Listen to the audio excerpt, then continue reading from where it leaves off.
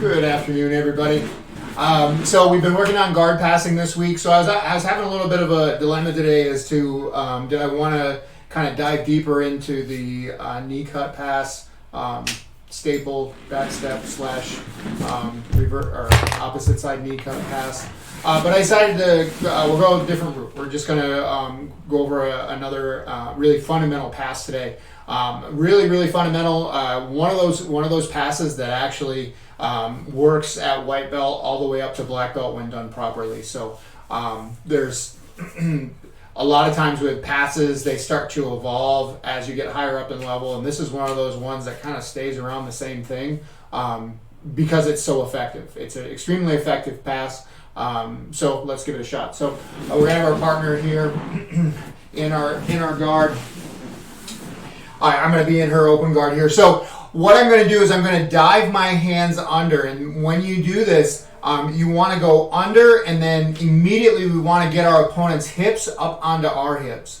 The longer it takes for me to get my opponent up onto my hips, the harder this pass is going to be to actually get moving. This is one of those passes that can be that can get you caught in a stalemate. So once you start with it, you want to kind of try to do your best to kind of keep it moving the whole time until you've already passed. You know, this is not one of those ones where you want to take it in pieces, and I'll show you guys what I'm talking about here in a minute. So from right here, I'm digging two hands under. I go underneath my partner. I dive in nice and tight here, and I make a gable grip with my hands. Once I get my gable grip here, I want to pull my partner up onto my thighs. Now, I've gone over in the past, I've gone over quite a few different ways to do this. We're just going to do it the really easy way today. I have my hands gripped together. I'm going to sit back, and I'm going to pull my partner up onto my thighs. From right here, we need to scoot that way a little bit. This way? Yeah, please.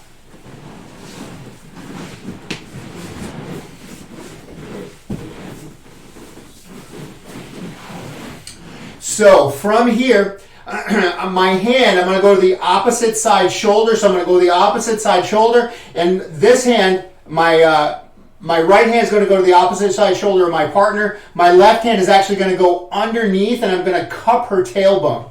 So I go here and here. I'm now cupping my partner's tailbone. I'm going to sprawl my legs back. I'll sprawl my legs back, and I'm going to start to circle from here. I drive my chest forward, and I get my pass. Now, the thing about this pass is when you do it, especially when you're doing it on a smaller partner, like I'm basically driving all of my weight into my partner. And being that I weigh a lot more than her, I kind of go through this really quickly because I don't want to hurt her. But when you do this, the idea is you want to keep as much weight on your partner as possible. And I need her up here with her knees stacked above her forehead in order for this to work. So once we get to this position, or once we get our partner's hips up onto our thighs, it is imperative that we start to work our way around, which means the legs need to be sprawled back, hand. Once you get to this position with those legs sprawled back, circle, circle, circle, circle, and stay high up on your toes. Try to get try to keep your hips a little bit higher than your head, and that'll help you center your weight right over their hips. And I'll show you what I'm talking about here. So when I get to this position here and I switch, I go from here to here.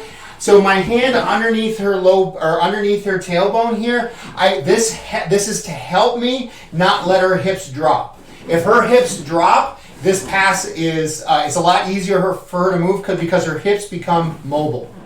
So if I have her hips up, they're a lot less mobile. It's harder for her to move. She doesn't really have a whole lot to go on here. It's kind of just waiting for me to pass. So once you get to that position with those hips lifted up, we're trying to keep our partners their knees over their forehead. If you bring the knee to the forehead, I'm totally fine with that. You may or may not have a flexible enough partner to do that. That's not the point. As long as her knees are over her forehead, it is very, very difficult for her to move.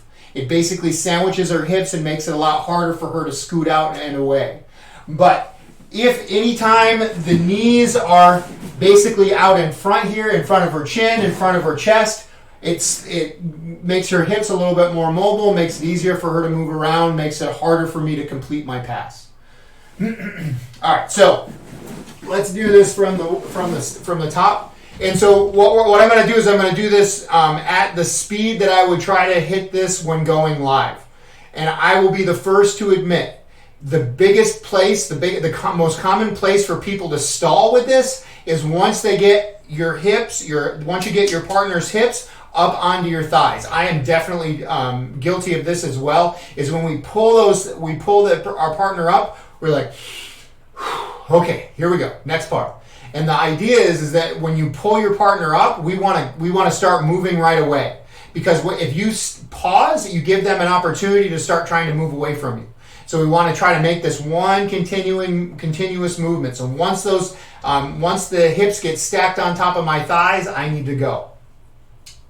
So, I'm worried I'm going to kick something. So from here, I go under, connect, pull my partner's thighs up. Now is the time to go. 1, 2, sprawl, circle, head up, and drive through. There's a lot of pressure there, yeah? Yeah. And so, like I said, we can make this really miserable for our partner. The longer we lean into them, the longer we stay hovering above them with their knees over their forehead, it's really uncomfortable for them. And so this can be a really torturous pass. The thing you have to realize, though, is that you must maintain control, meaning I must maintain control of my partner's hips throughout this pass, all the way up until my chest crashes through.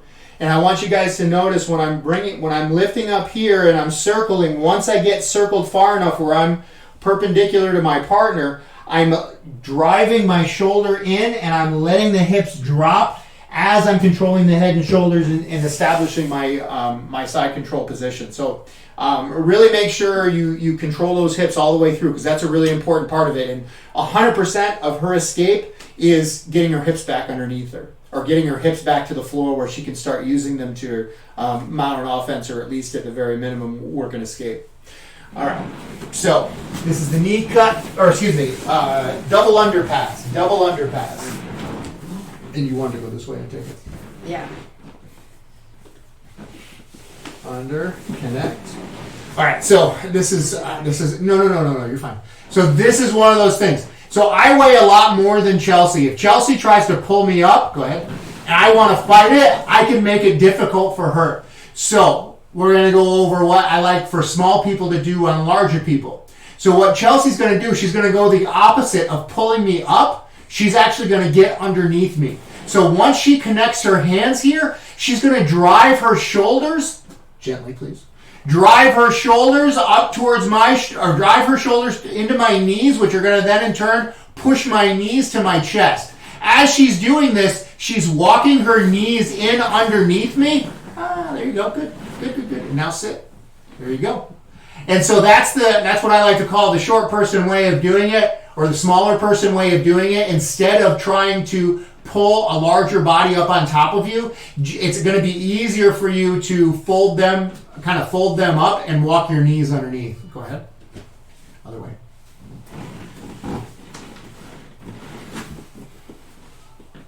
So chest down, legs sprawled. Yeah. Circle. Keep your chest on me. There you go. Better. Try that again. I'm fine. So you got to circle around my thigh. You're trying to be nice, and I appreciate that. My back is hurt, but there's really no, don't do it nice, because you're not going to get it right. There you go. Better. So that last part, try arching your back, driving your hips in, and lifting your chin a little bit while you're pushing your chest into my side. Okay.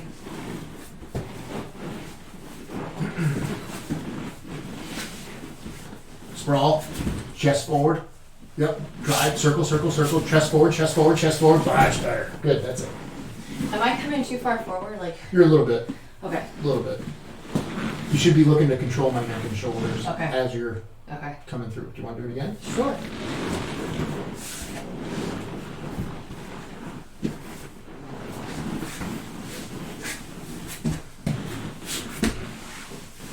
That's better. Good. That's much better. Awesome.